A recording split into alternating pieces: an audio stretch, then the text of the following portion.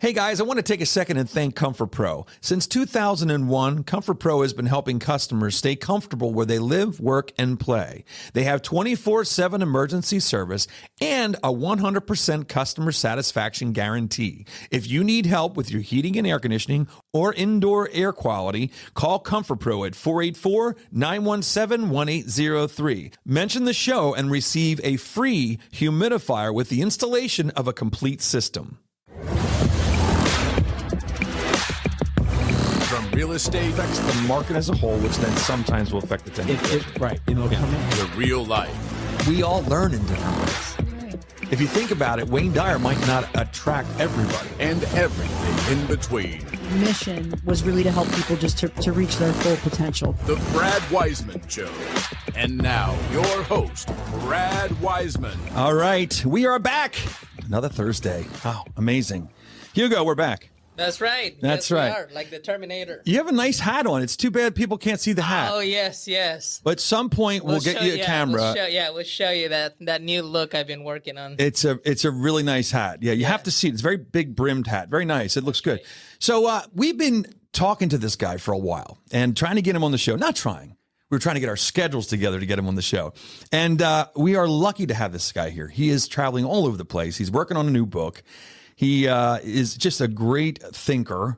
And one of the things that stood out to me was the word unstoppable. So once we get done with this podcast, I think you're going to understand why unstoppable was the word that I think of when I think of him. So we have Scoggins here in the studio with us, straight from Charlotte. Yes. Right? Yeah. Charlotte. Welcome to the studio. Hey, bro. It's good, man. Had a good time. Yeah. Oh, that's good. We've been That's chilling, good. chatting. Yeah. Hugo, come on over here. Just come over here just for a minute. To show the hat quick? Yeah, you got to show the hat. Yeah. Come give him a hug. There we go. There it is. Oh, look at there. Hugo. But that hat, though, is amazing. Look at the hat. I mean, it's awesome. Oh, and he even does like a little walk. Did you see that? I figured we had to kick the show off. Right? Well, we're gonna get him a camera. He's gonna get a camera soon. He's got a microphone. I mean, the guy's really taking over the show if you think about it. I mean, for Christ's sakes, when we first started the show, he was silent. Now I can't shut him up. It's amazing. Now he likes to chime in because he's part of the show, man. I love it. Yeah, it's very cool. So so unstoppable is the word that I see all the time when your name is there. So it's your name, unstoppable. But one of the things I want to ask you first is, what does integrated entrepreneur mindset mean to you? I know. Well, it sounds like a mouthful. It does. Well, and you notice I had to say it very slow because I'm thinking I'm going to screw it up. Yeah, but no, integrated entrepreneur mindset. Yeah, I'll have to change that up a little bit. But all right. So the easiest way to explain what an integrated entrepreneur is, it's a state of being. Okay. And the reason I say that is because almost every major dumb decision I ever made in my relationships, in my business, in my family life, and so on and so forth, came out of something what's called dysregulation. It's a fancy word for saying I was out of control. Gotcha. Okay. An easy way to understand whether or not you're dysregulated is how much anxiousness you carry on a regular basis. Gotcha. Right. So integration is the process of becoming aligned with your authentic self in conjunction with your authentic purpose. So that's fully integrated. So authentic self, if you don't mind me, and authentic purpose, two different things. There are two different things. I'm on a bit of a crusade to not only bring awareness to both of them, but also integrate them and bring them into one. Because when you have those two together, are you unstoppable? I think you are. Yeah. Yeah. Right. So the word unstoppable can easily be a cliche word. Yeah. Easily be cliche. Sure. Unstoppable. It's great. Unstoppable. It's great. Could write a song called Unstoppable. I think there's a song called Unstoppable. There's like 16 songs. Is there 16? Unstoppable. Yeah, that's the song. Yes, that's the one I was thinking of. Yeah, I didn't know he sang. This is a new thing too. Well, that was not in the resume. That was not here. That's the new tenor voice, I guess. Oh, he does, and he does that too. By the way, this first show I've done that on, by the way. Oh, there you go. See, there's a first. Stephen Scoggins does cartoons. That's unbelievable. Special gift for you guys. The word unstoppable to me is nothing more than basically preventing yourself from not making progress. So Gotcha. let me try that again. Do that again. Go. All right. In order to be unstoppable, you simply don't give up. Gotcha. You get knocked down, you get back up again. Yeah. You get knocked down, you get back up again. Yeah. Now, it doesn't mean you're not going to go and sulk in a corner or cry and whatever for a few days or a day or an hour or whatever you need. Yeah. And by all intents and purposes, that is a form of grounding, believe it or not, is release. Yep. Like actually allowing yourself to be present with feel those, it. Yeah. Feel it. Yeah. Be present with those emotions, feel it. But then you have to, at some point in time, make a mental switch in your head and like, okay, well, this is not where I'm going to stop. Right. And for me, I see a lot of people, they do one of two things. Either when adversity comes, they either lean away from it, run away from it as much as they can, stick their head in the sand or whatever. What's worked for me is to feel it and then forge ahead. Yeah. And, you know, I've been through a lot of various things. I've been through divorce. I've been through 2008. I've been through the pandemic. I've been through exiting a company. I've been through embezzlement. I've been through, you know, a number of different things. And, you know, each one of those, to your point where we were talking about off air earlier about character building. Oh, it builds character. Yeah. I mean, well, and I told you, you asked me like, well, how'd you become homeless? I'm like, well, I was arrogant and prideful. Yeah. You know, old man Myrick gave me a shot, put me in business for myself, made a bunch of money. That's incredible. I mean, that journey is pretty amazing. Mm-hmm. I mean, the journey from being homeless and going to a trash dump and finding things that became useful. Yeah. To build a business. I mean, and it wasn't it's not even a sexy business. And it's not even a sexy business. Like, you know, to be honest, I mean, it's not. He was working on siding houses. Yeah. Yeah. I mean, not many people go, oh, guess what I did for a living, you know, and go, oh, I do siding. Oh, then people go, what, vinyl or aluminum? Yeah, exactly. I'm like all of it. All of it. I'm really good. I even do James Hardy. You know? But seriously, that's incredible. Yeah. And it just shows you, it doesn't matter what business you're in. Mm-hmm. If you have the focus and you're authentic and you have the passion to do something, you can do it. Doesn't matter what business it is. Yeah. It was siding. Yeah. Well, think about it this way. I'm gonna come back to the siding component. Yeah, go ahead. But so that business built a lot of components in me, right? I was a high school dropout, so I didn't graduate high school. ADHD, dyslexic kid. Given a second chance, I didn't deserve to start this company, even out of the trash piles. I didn't deserve the second chance I got. Did the first handful of homes completely by myself, out in the heat and the cold and whatnot. Go on and build the business piece by piece, team member by team member, pole by pole, siding by siding, whatever you want to call it. What was interesting about that whole journey was I didn't have leadership skills. I didn't have an MBA. I didn't have anything but unrelenting tenacity. And tenacity can get you in trouble. So one of the reasons I'm so passionate about this concept of integration is because they say in business that businesses fail. It doesn't matter what profession it is, right? But especially entrepreneurs and business owners, 8 out of 10 businesses fail first 5 years. After the first 5 years, you might get lucky if one of those is still standing literally 10 years later. Out of those, you got another, I don't know, it's like 30% ever gross $1 million top line. Out of that, you got 0.2% that ever actually sell a company. Right. The statistics are ridiculous. Right. But they say the top 5 or so reasons, and I won't rattle them all off, but I'll give you a few. Lack of sales, right? Marketing penetration, lack of leadership, poor team management, product fit, right? These things rotate year after year. Like Google right now, why do businesses fail? What are the top 5 reasons? You know, and you'll see the list. But it'll kind of switch. Exactly. Because it's market generated, and you know, sometimes economies are better than others. I mean, right now the economy's a little shaky for us, and you know, what I feel like is interesting about that is I discovered when I went back and looked at my journey, and then I looked at all the entrepreneurs that I have worked with and continue to work with even today. One of the things that they're dealing with is isolation. They're dealing with, hey, I don't even know who I can turn to. So I know I dealt with that a ton, which is why I'm like, okay, well, if I dealt with that, you dealt with that. Okay, I'm going to be a listening ear. Yeah. Right. Now, granted, we got to find a time on my calendar to do it. Right. But on top of that, when I start thinking in terms of integration and alignment, most of us, that's not at the forefront of our mind. Most of us aren't thinking about how I show up every day, how I think about myself, how I think about others. Am I a blame, shame, and condemnation person? Am I someone who is overly optimistic? Am I what a quote unquote too realistic on the pessimistic? Like there's this balance beam of sorts. And then I discovered that, okay, well, if I go back and I look at my journey and I say, okay, well, journey, I'm looking at you as a movie screen. I'm going to step back out as a character. I'm going to watch it like I'm out on the editing floor. What do I see? What I see out of every emotional outburst or bad decision making, that could be the money I spend, how I show up my family, how I responded to a team member who was trying to get a piece of information that I should have had, that I didn't train them well on in leadership. Right. If I'm just honest with myself, I find that entrepreneur, if I go and look at the same entrepreneurs after working with countless entrepreneurs at different levels, 7 figures, 8 figures, 9 figures, my biggest client's been 10-figure client. Yeah. Okay. Which is funny because I never made 10 figures yet. Yeah. You got to work on that. Yeah. I do, but fortunately, that's not what they were coming to me for. But what they were coming for is alignment. Like I've a lot of them they're either chasing the brass ring, and they thinking that's going to make them whole and fulfilled, or they've gotten the brass ring and realize they're empty. Either way, you're chasing fulfillment in emptiness, and you can't change fulfillment in emptiness, right? You have to chase alignment. So there's really 5 real main reasons that entrepreneurs fail. And what are those? Arrogance, ignorance, impatience, fear, and insecurity. Wow. So what's interesting is what's interesting about that, real quick, is that they think that the failure is outside of them, and it's actually inside of them. oh, that was my lesson too. Isn't that crazy? But that's crazy, though. When you think about, everybody thinks that the reason their business fails is something that's outside of them. It's the economy. It's the marketing. It's the, I hired this person. Yeah, I did that. So and what happens is it's here. Everything stems from here. Well, think about it this way. All right, so we'll just take one example of my journey. One example was in around the 2017 timeframe. I had a suspected embezzlement. I'll just call it that because of Suspected, legal stuff. right.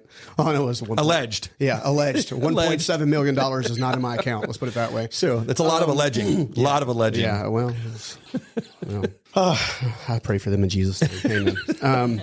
In the grand scheme of things, no, but that goes down to ignorance. Like I wasn't paying attention. Wow.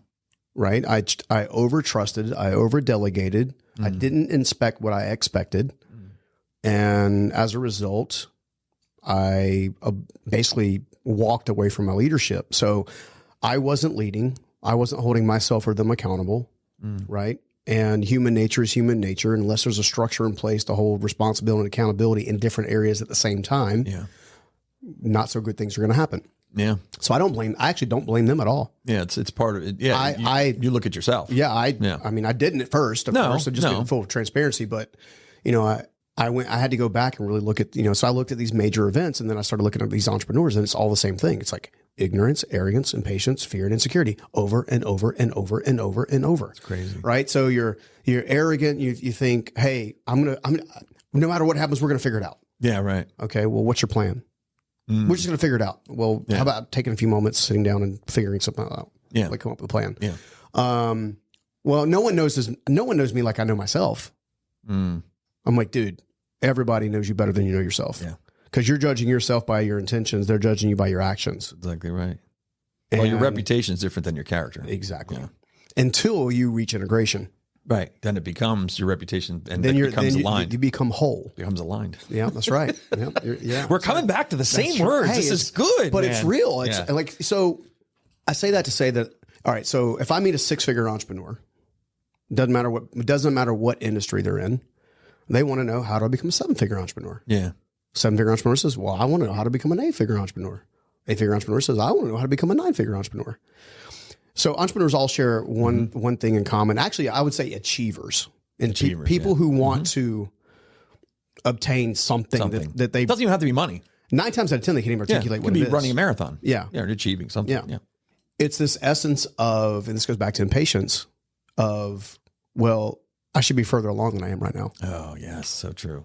I saw that in some of the stuff. I see it over and over and over again. I do that to myself. Yeah. With the podcast. I think about it all the time. Yeah. What are we not doing to get to the next step? What is the next step? Let's workshop it. Well, that's what you got to do. That's what we're working on. That's stuff that we do now is we sit down and go, okay, what is the next step?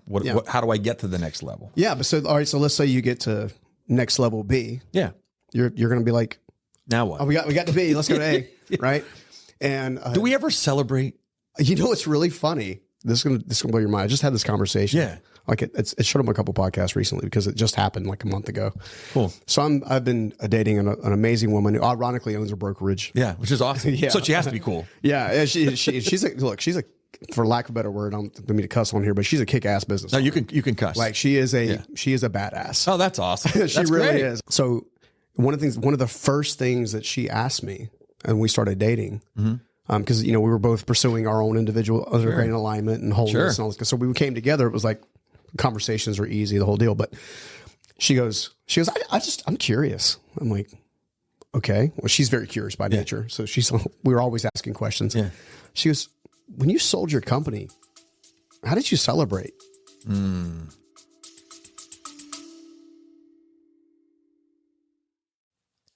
Are your kitchen and bathroom way overdue for a remodel? Well, I got the guy for you. Call John Sellers at First Response Contracting, 484-256-7136. Both residential and commercial services, and he's licensed and insured. Call him at 484-256-7136. First Response Contracting.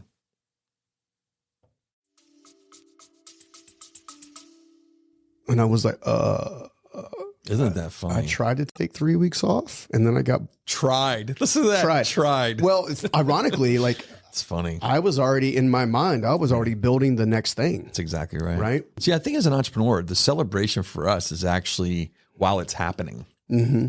It's not a peak. It's not a place that we go to. It's the journey is the celebration. It's the hunger. Yeah, but yeah, it's the hunger insatiable. too. But it's insatiable.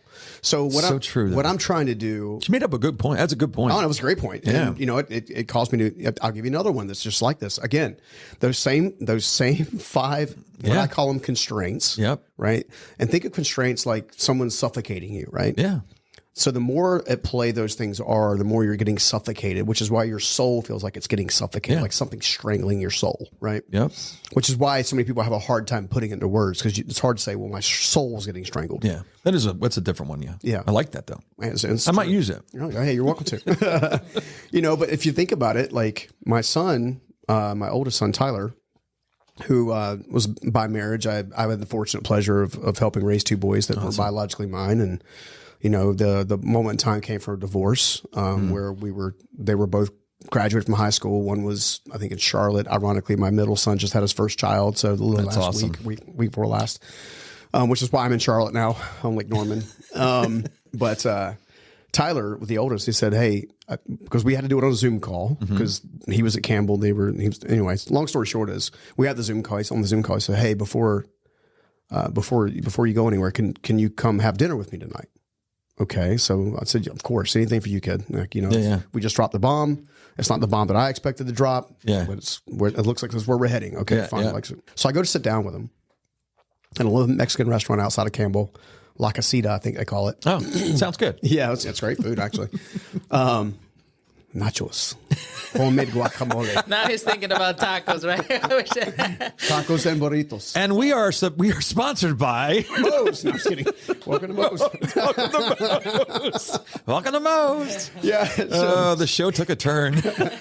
So we're sitting there, and he says 2 things, one of which I'll share, one of which I won't, because it ends up being a dig, and I'm not digging at people anymore.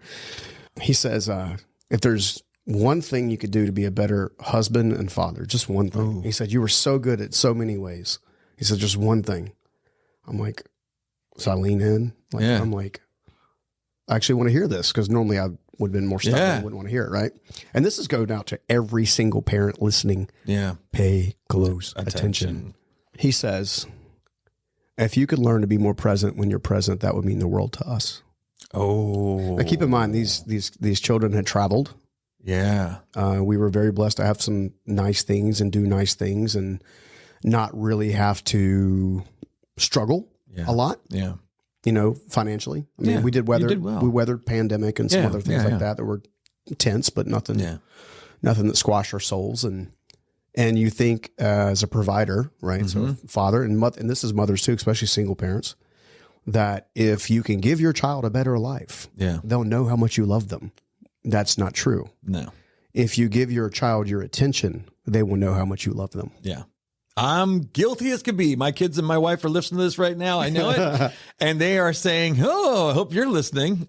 Well, look, we're all achievers specifically, right? And I use the word achievers because, entrepreneurs have this mindset of create something out of thin air. Like that's kind of their creative. Yeah. Achievers may be a great number 2 and number 3, a C-suite professional, but they're still working a lot. They're still probably not paying attention to everything that really matters in their life. And as someone who has been very fortunate, exited a company, did well enough that I can do some fun stuff in life and like kind of pursue this now and try to help people. It was interesting to me because like that was when I'm most unhappiest. Yeah. I had all the stuff, all the things, could travel, could do whatever. And I wasn't happy. Yeah. I was in a big ass house by myself, overlooking the mountains. Yeah. Right. And something was missing. Yeah, something was missing. And what was missing was alignment. Right? Alignment will bring connection. Misalignment will resist connection. So for those of us who out there who like are on our 85th relationship and we think it's the other person and we're just dating the same person in Common denominator. in the same skin. It's, you know, I found myself dating the same type of person over and over and over and over again, which is a me problem, not a them problem. Yeah. I was misaligned. So therefore I was calling, quote unquote, calling in someone who else was misaligned. Yeah. The same holds true in business and profession, right? It's attraction. It There's is. a law of attraction there. And that really happens is, you know, they always say that if you're in line with aligned with yourself and you're authentic, you will attract a completely different person. Yeah. Than if you're not. Oh, 1,000%. Yeah. Because you're going to attract somebody that's not authentic. Yeah. And you're also going to have what's called the counterfeit just before you have the breakthrough. So what's that? Oh, it's simple. It's the temptation to fall back into the same pattern. Oh yeah. You know, in my case, it you know, might have been somebody super attractive and that looked like we had alignment, and then you figure out you don't have alignment, and you know, then you're kind of like, well, what did it like? So I missed this again for like the 89th time. Yeah, right. What the heck was going on, Right. right? So it's like, okay, well, you know, one of the things that I do upon any major life shift, upward or downward, or if you want to call it downward, I think everything's a lesson, is I do what's called a sabbatical. So, and I recommend this for anybody and everybody, especially if you're walking around with anxiousness right now. I invite you to disconnect from the world for the longest amount you can humanly make it. All right. So it used to be a weekend, then it became a week, then it became 2 weeks. Making me nervous. And then I was in New Zealand for a month. Oh God. In last February. Oh God. By yourself? Yeah, by myself. No agenda. Wow. Yeah, because you can't get You radical. have to learn about yourself if you do that. And you can't there's no getting away from it. Yeah, well, you can't get radical alignment until you have radical clarity. You can't get clarity with all the noise. Yeah. Like, and noise comes in many forms. Noise comes when text messages go off, when emails fire off, when a TV show program on, when you want to play video games. Like all these different things are distractions. And what we don't realize as people and as human beings is that the distraction itself is a telltale sign of misalignment. You are trying to escape yourself. Yeah. Most of us, it's funny. I was on a podcast recently, and awesome dude. I was interviewing him, ironically, and he was saying that one of his big epiphanies was when his girlfriend said, "Can you go to the toilet without your phone?" Oh, that's hard to do, though, dude. Have you tried that? I am now because I got convicted. It's so hard to do that, right? Rather than scrolling, he's like, most of us can't be alone with ourselves long enough to poop. Isn't that crazy? But I always say, like, what the hell did I do before? Yeah. What did I do? Well, because we don't have newspapers. We don't have a newspaper anymore. There's no magazine. Magazines on the bottom of it. We've replaced that. Yeah. Yeah. You know, but we couldn't. I'm bringing magazines back. You know, what's really funny, the big statue of the guy on his chin like this, like, you know, where he's like, I actually think he was on a toilet. We just couldn't see it. So it actually was. I think it was. We should make our own. Yeah. Right. And sell it. But no, that's interesting. And everybody, it's funny when you talk about that. It is really hard. Like going in to drop your car off to get work done. I can't imagine not having my phone. Seriously, like in the waiting room. What do you do in a waiting room if you don't have your phone? It's really wild. We're so afraid to have like just me time. Well, think about it this way. Most of us are lost in either the past or the future. Yeah, it's so true. Right. So true. I am working and have been working on this now for about a year and a half, like consistently. My daily practices have drastically changed where I try to be present in every moment. Yeah. And I'm present with you right now. I'm not, you know, I think, you know, it's funny. You and I were going to try to have lunch beforehand. I'm like, dude, I got to get this thing done. And I knew that. Yeah. I kind of knew. I said to you, don't worry about it if you can, but I didn't want to be rude and not ask. Yeah. You know what I mean? Well, think about it this way. Most of us can 10x our productivity if we can just be focused. Absolutely. right? So, but you also have to realize, and you would mention something I actually train entrepreneurs on, achievers on all the time when we do programs and stuff, is like, I call it the brain dump. Yeah. Ironically, and you called it the phone call. But either way, you're in your driveway. You don't go into your house until you let go of everything. You got like, I used to have a pen and a pad. Now I have a chat, and I'll just talk to my chat or whatever. I'm like, this is all the things that's in my head before I go inside. Yeah. Right. And once I've got it out, now it's there for tomorrow. I don't have to worry about it. I don't have to wake up at 3 a.m. and go, oh my God, I forgot to do this. Yep. Right. And everybody that is listening and watching just now has had that experience. Oh, absolutely. Yeah. Yes. We were talking about Matt Lachenko's. We were talking about Hugo. Remember the story with Matt with his daughter? We were talking about that before you got here. And if you get a chance, listen to the Matt Lachenko podcast too. It was really, really good. And he talks about coming in, and we were saying one of the things that I do, and you're saying you write it down. Yeah. When I'm on the way home, and if I'm on a business call, I will not leave the car until that call's over. I don't go in the house with the phone on my ear. I just don't do that because that is not the way I want to come in the house. That's not presentness. Yeah. You know who would really be ticked off? My dog. Because he demands attention when I come in the door, and the phone would be flying. But yeah, so it's interesting how we all have ways to try to be more present, and I think it's a work in progress. I mean, none of us are perfect, and you can sit there and say we can all say all these things. Everybody that we listen to, everybody that we know says this is what we're going to practice, and you're just constantly practicing it. Yeah. Well, let's talk about this for a second. So this has been now scientifically proven, peer reviewed, the whole deal. Okay. Human beings have an energetic frequency, right? So some say it's because of the magnetic field in the earth, and we're tied. Obviously we're mostly water, like with the ocean water rolling in, time rolling out, all this kind of stuff, right? That people of faith, like, no, it's my soul. My soul is living a conscious experience in a human body, blah, blah, blah. Either way, we know that if you are dealing with overwhelm, anxiousness, fear, and avoidance consistently, you're operating what's called a low vibration, is what they call it. Okay. All that means is that your emotional regulation is so far out of whack that you don't have a moment of peace. And if you cannot get perspective, like accurate perspective, without peace. Conversely, and they've been able to show this, that field radiates off your skin at that level, about a 1/4 inch off your skin, when you're operating in what's called a low vibration, right? If you take the same technology and you are your authentic self, you're integrated, you're aligned, you know who you are, you're not wearing masks anymore, you don't take on other people's thoughts of you as your actual identity, right? If you're working on yourself, you're working on yourself. They're used to you for the last 10 years. It's going to take them a minute to catch up, right? Yep. So if you go through that process and you literally love yourself, and I know that sounds it sounds woo woo, but it's not woo-woo, I get it, right? I'm not talking about ego and arrogance. I'm talking about, I have a purpose. Yeah. My life has value, and it's intrinsic. It's not something you have to earn or perform for. And achievers and entrepreneurs and business owners, we're constantly taught that we're supposed to achieve and perform to get our worth. Right? If you're chasing your worth, you're going to end up automatically in the lower vibration fields, which is going to get you in trouble. However, conversely, if you become authentic, you become aligned, you become grounded and regulated and consistent, and you maintain a level of peace that does surpass all understanding, which faith can play a huge role in that, and at least does in my life, then that same magnetic field, and that's how they describe it as a magnetic field, radiates off your body upwards of a foot. That's crazy. Right? So I'll ask you, and you can just be honest. When you met me, did you feel a presence? Yeah, absolutely. It's almost everybody. It's funny that you say that, because you do, and a lot of the guests do, but I don't get to see every guest in person. Sometimes it's through streaming. I insisted in person. I loved it. I loved it that you're here in person. It's just, it makes it so much better for everybody. The audience, for you, for me, for Hugo, maybe not for Hugo. Who knows? I don't know. He's like, I'm not sure. Hugo's fine. But there's other ones that have come in here. Sylvie DeGiusto. Yeah. Amazing presence when she comes in. Yeah. She just, I don't know what it is. Well, that's the thing. You can't put your finger on it. The presence is the field. Yeah. So that presence either attracts or repels.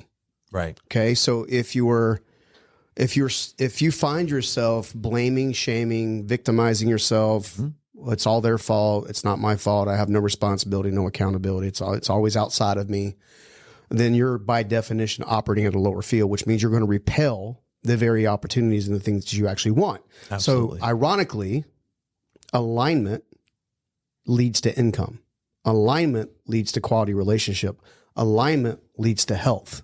Right. Like my body is energetically healthier than most males my age Yes. because I'm operating in a different field. Sure. Right. So that field was something I discovered not by accident, not by intentionality, but by crushing. My ego has died at least 10 ego deaths in my lifetime to date. I pray to God, that I've done with the last one at least. We haven't seen any dead egos yet Yeah. while you're here, just so you know. We're good. Yeah. So, But that's human. it's human. That's human. I mean, But ego. that's part of the human experience. It is. So here's the thing about ego, and this is where people. Like, so I know we're not going woo woo. I promise I'll pass. No, I don't mind wherever this goes. It's fine with me. This is good. This is all good I promise stuff. we'll go, but I'll tie it all back to business and getting what It you doesn't want have to be. right? You're But- good. You're good. But your ego has one job, and I learned this from a good friend of mine named Henry Amar, and then my energetic life coach Paul Willis, who's out of California, in Palm Springs, I think it is. Is it Palm Springs? Yeah, it's Palm something. It's a desert. One of the palms. It's a desert. Yeah, in California. There's another palm in Florida. He's not in that one. That's humid there. It's a desert in the other place. Different humidity. Totally different. But they taught me, and then when I did the soul searching, I found it to be true, which is ego is doing one thing. Its sole job is to keep you safe.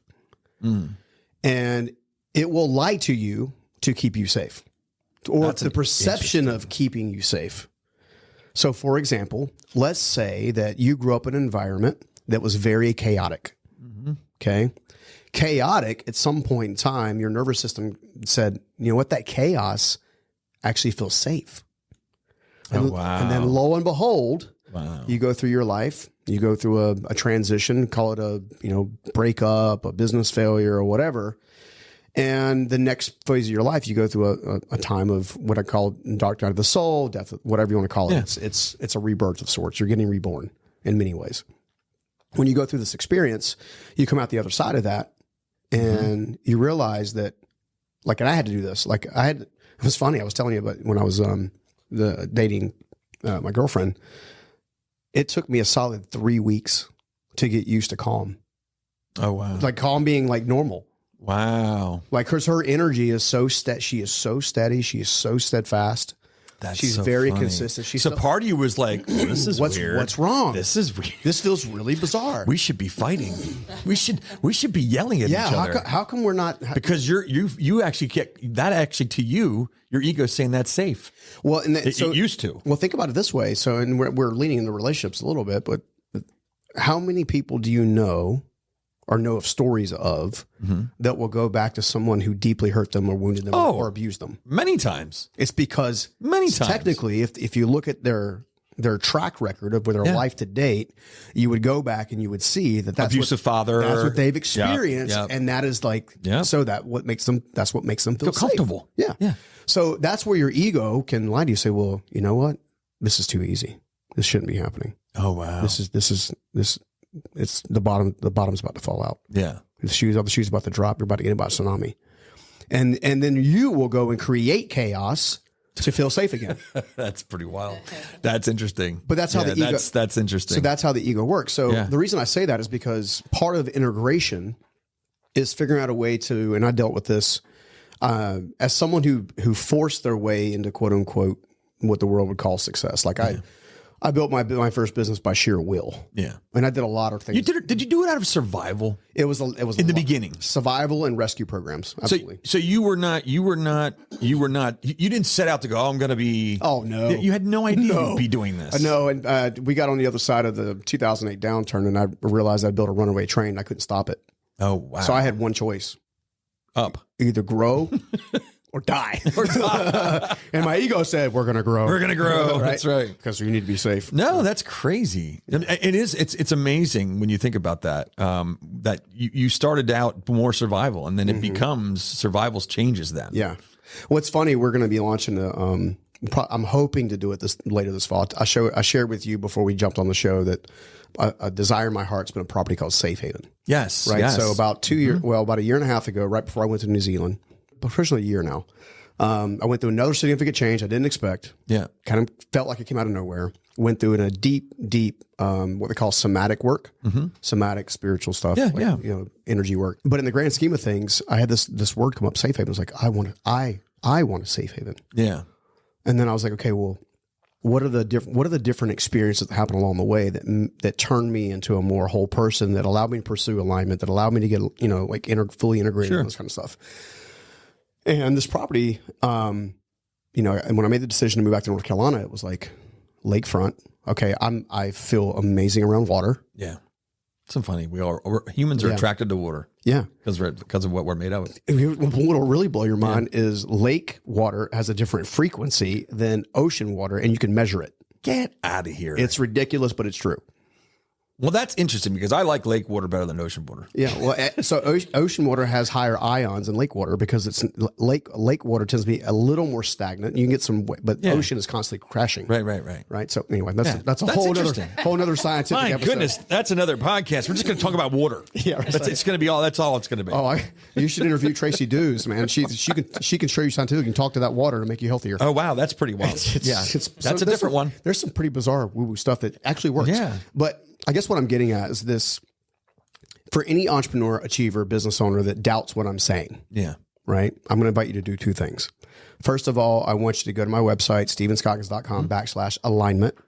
And I want you to take a quiz. It's called the Integrated Alignment Quiz Assessment. It's like seven or eight questions.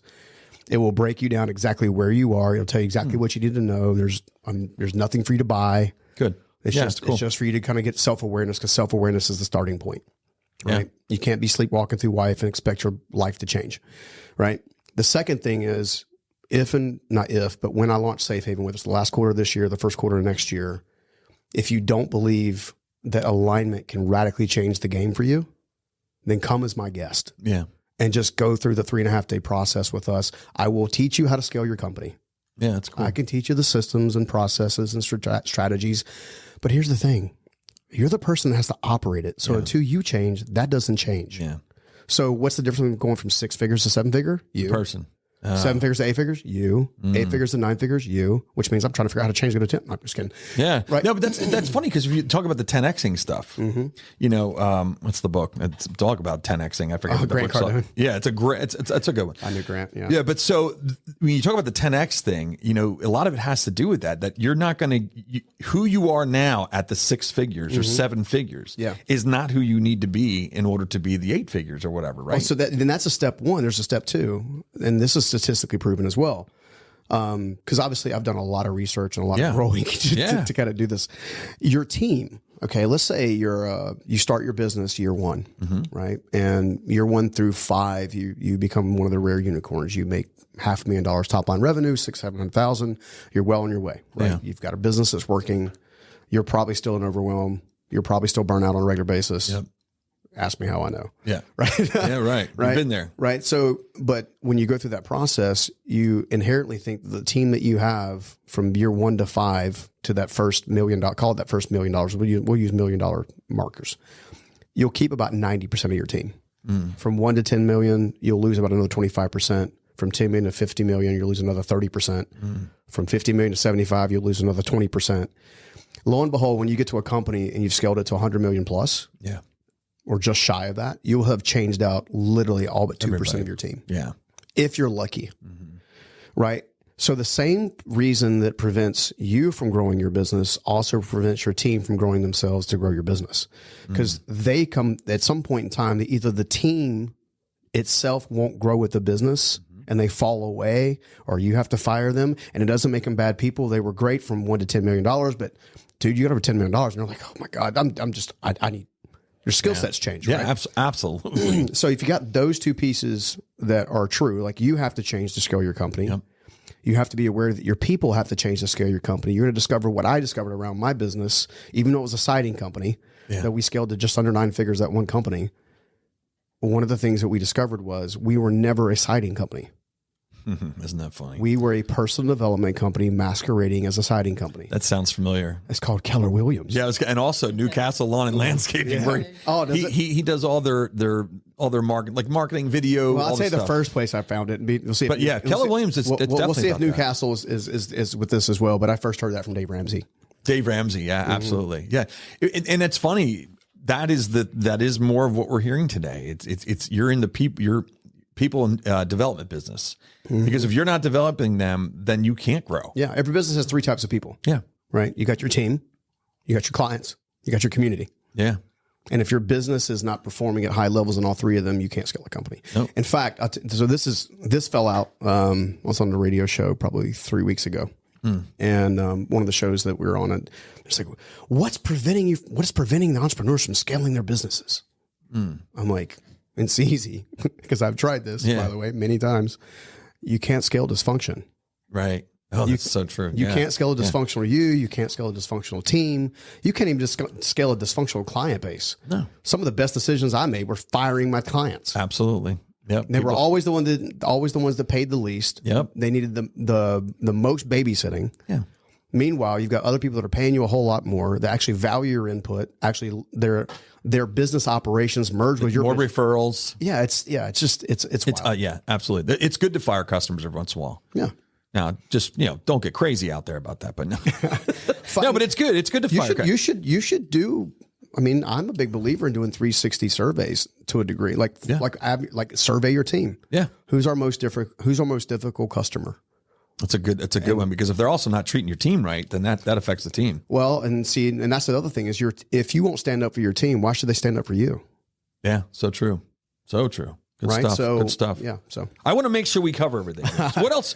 I'm here all day. This has been great. I'm here all This has day. been great. Just to let you know, this is going to be a longer one than normal, just because it's just the way it is. This is good stuff, and we're rolling here. This one just hit me. You had a popular keynote. It was called "One Part Lion, One Part Lamb." yeah. What can you tell? It hit me. I'm like, what is this? I don't want to give all the surprises. No, I know, away. because you have other stuff that you want to do with that. Yeah, well, we've got a lot of really cool things happening. That's actually under. We're almost done with trademarking and everything, but there's a whole.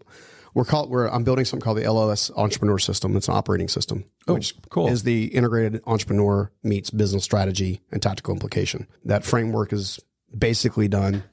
I'm going to launch it with our Unstoppable Entrepreneur community probably next month after, and then we're going to track them for the next 18 months to show that this works. Oh, that's awesome. Because I've helped, I think, Results. 18 entrepreneurs break through the $1 million ceiling. They were stuck at $500,000 for That's great. 5 or 6 years, and we worked together for 9 months, and we get them over the ceiling. What business?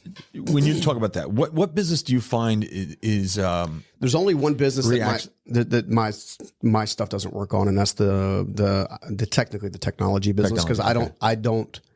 Those businesses deal with raising debt, and all that, and I invest in businesses from time to time now, but that's not my skill set. No, you're looking to make profitable. My skill set is taking a hard-working, hard-charging, impact-driven entrepreneur and giving them the tools and the assets they need to win.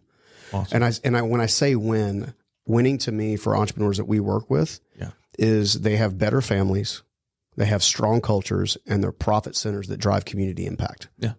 That's it. Yeah. That's why when you said to Keller Williams and let's do this, and you mentioned that you'd been with their top affiliates for a while, and I'm like, franchises. I'm like, yes. Yeah, we're doing very well here locally. It's been, but it's because of the culture, and it's because of how they care about people. It works. Yes, it does work. So absolutely. Let's go back to lions and lambs. Yeah, lions and all right. So let's think about some of the characteristics of a lion, and I'm gonna keep it 30,000 foot view because it will take a while to dig deep. But lions are typically bold.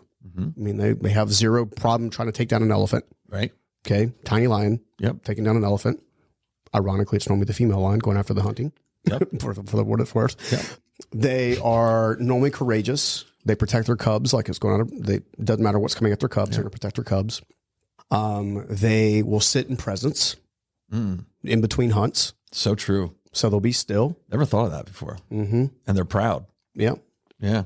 They carry themselves with presence. Yeah. So you can be near a lion. If you even went to the zoo and you were like, you get, within 3 feet of a lion, you'll hopefully not feel fear because it'll be a giant glass wall in front of you. But, but if one gets close, there's an energetic presence to pretty much everything living. But the presence is one of stability and strength. Yes. Okay. They're very strong for their size.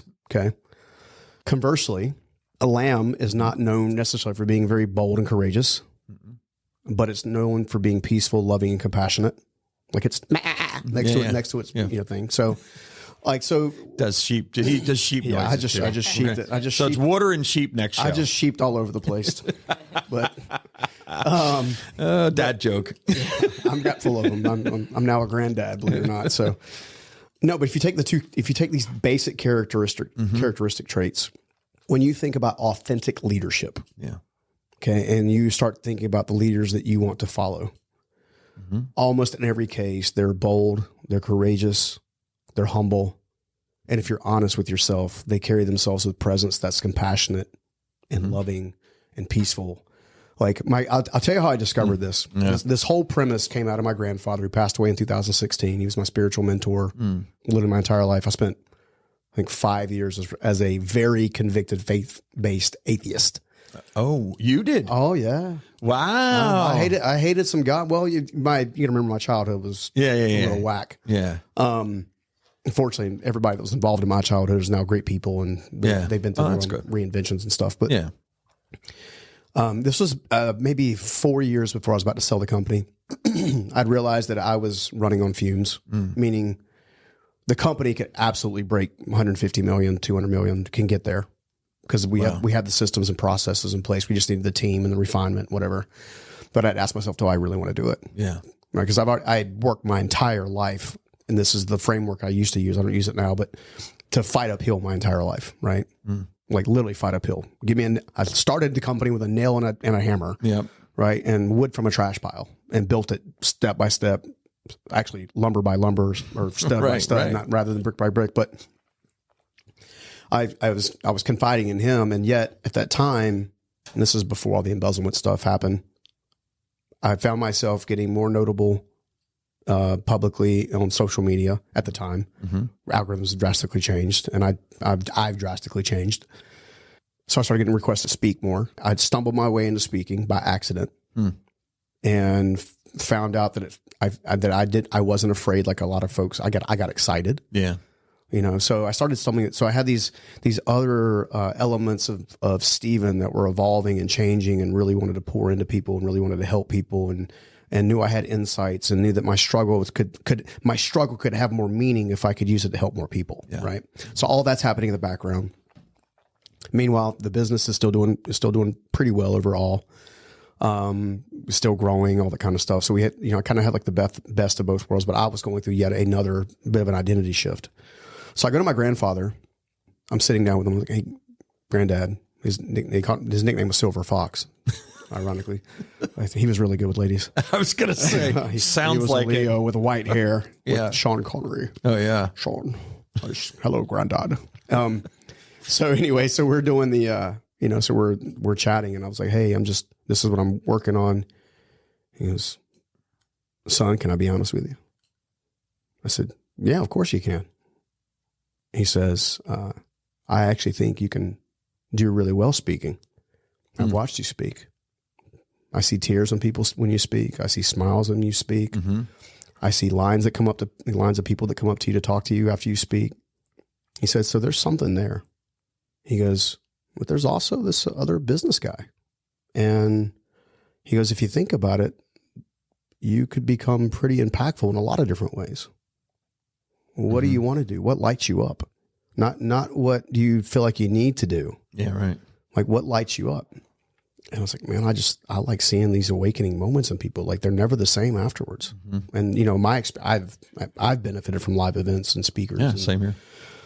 And especially now, I'm in different circles of folks now that are in the thought leadership world. And, there's some things that really touch my heart in a beautiful way, and other things that really challenge my heart in a few ways. But in the grand scheme of things, he was like, all right, he goes, well, I'm going to give you the most honest piece of advice I can ever give you. If you ever want to be successful as a leader, as a speaker, as an author, as a business owner, pretty much any area of your life, then you need to start reshaping some of yourself. You're going to have to become one part lion and one part lamb. Oh, wow. And I was like, it stunned me. I started crying. Yeah. And I was like, because I felt the weight of it. Yeah. Right. And that weight was unique. It was different. It's a mantle. I began using the word mantle, right? It was something that when I promoted one of my COOs that ended up becoming one of the equity partners in the company I sold. And I actually did this experience with him kind of loosely off of this.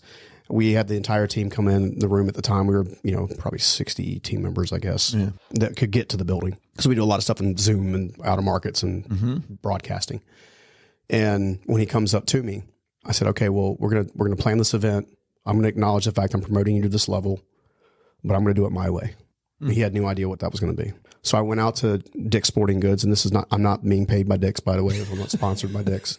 No, so I go to Dick's, I buy a weighted vest. All right. I come back to the building. We're having we called it a Friday morning production meeting, which is like our weighted vest. A weighted vest. I take all the weights out of the vest. I lay one weight on each seat. Yeah.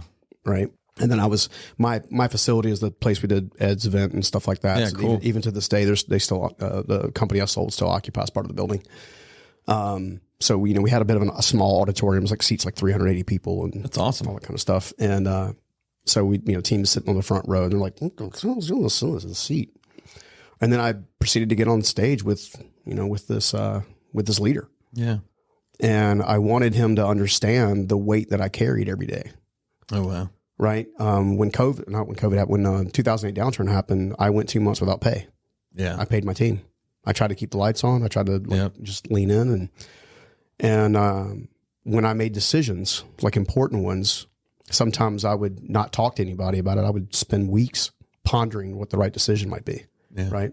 I now know to give myself a little bit less lead time to do that. Sure. Give yourself a week to get all your due diligence in place. But anywho, we're sitting there, and I'm just saying, hey, look, this is what leadership is. This is what it means to me. This is, my grandfather would call this the mantle, all this kind of stuff. And I said, are you sure you want this?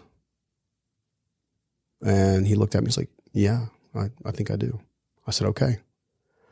So I said, okay, we'll sit right here for a second. We're both on stage. And I said, okay, guys, you guys are probably wondering what that weight is in your seat. And he's like, yeah. I was like, well, that weight represents every one of your families. Oh, wow. Every one of your families. So for those of you who are married and have kids, for those of you who are engaged, don't have kids, for those of you who have grandkids, it's, and I said, when you come up to him, you have the choice of choosing to put the weight on him or walk, because he had put on the vest, right towards the end.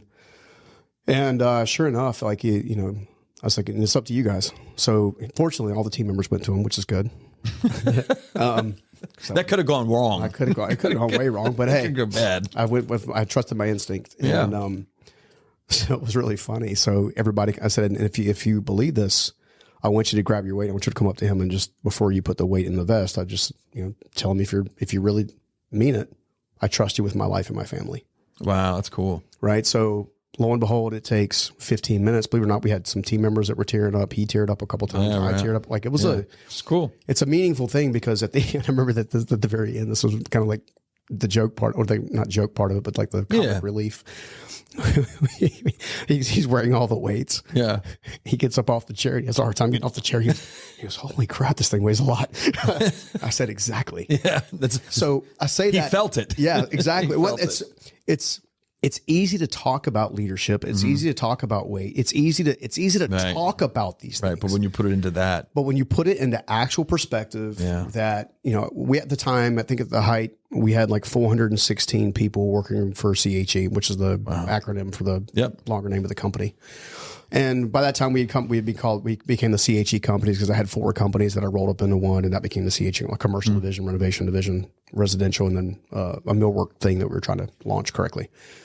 We get all the way to the end of it and whatever. And I think everybody felt the weight. Yeah. So contrast that, 2 years, almost 3-4 years go by, and I'm now deciding whether or not I want to sell my company. Yeah. And I was getting courted by private equity. I got courted by family office, and either the money was great and the people were terrible, or the people were great and the money was terrible. Yeah. And I was like, this is not what I'm going to do. It wasn't aligned with my soul. Again, alignment. Yeah. I wanted to make sure that whatever I had built stood a really good chance of actually being a true legacy. Yeah, sure. And I say that to say that same gentleman was at the table. Yeah. And even though he had worn the weight of the roles that he had, I told you, I said, once you make this decision, everything changes because now you're going from team member to owner. Yeah. Or part owner. And it was funny. It was probably 3 months after the exit. I see the guys for the first time at a quarterly board meeting because I'm the board chair and still. Yeah. So you're still involved? Yeah, I still own 20% of the company. Oh, cool. Because I believe in them. Yeah, I absolutely. believe they can execute. But when I saw him and a couple of the other guys, yeah, I remember he and one of the other guys says, he goes, I had no idea what you were carrying until now. Yeah. So I want to say that to leaders. It's funny how nobody entrepreneurs. does. Yeah. So stop expecting your team to understand. They're never going to understand until they're in that position. Yeah. So a servant leader is not going to expect them to understand you. You're going to learn to understand them. Yep. And then you strategically align them like dominoes to serve the best interest of the business and the community. And your benefit of that is a byproduct of doing that well. Yeah, exactly. Alignment. Yeah, there it is. Back to alignment. My gosh. It all comes back to alignment. So you are working on other things. You're working on more, maybe some other books coming out in the future. So we're going to stay in touch with that whole thing. Absolutely. We're also going to stay in touch with everything, actually, because we covered so much material. How much of it was stuff you highlighted? None. None. But that's okay. It's okay. He's now the record for the longest podcast we've had. Let's go. So, which I am very happy about because it's great material. It's great information. I don't know if there's anybody that can listen to this and say they can't get something out of it. But you're very authentic. You seem very aligned. Thank you. And I wish you the very best in all the things that you're doing, and we'll stay in touch. Yeah, I get to see you sing. Yeah, you do get to see me sing. That's right. Hopefully he likes it. What if he doesn't? What if he's like, oh my God, this guy's out of alignment when it comes to singing. It's terrible. All right, there you have it. Stephen Scoggins. You guys got to check him out, man. He's all over the place. Unstoppable is what he is. And your Build is the podcast, right? He's got a podcast called Build, and you want to check that out too. It's really good. He's got all kinds of good people in there, but you're gonna love it. So that's about it. See us every Thursday at 7 p.m. That's about it. All right, see you.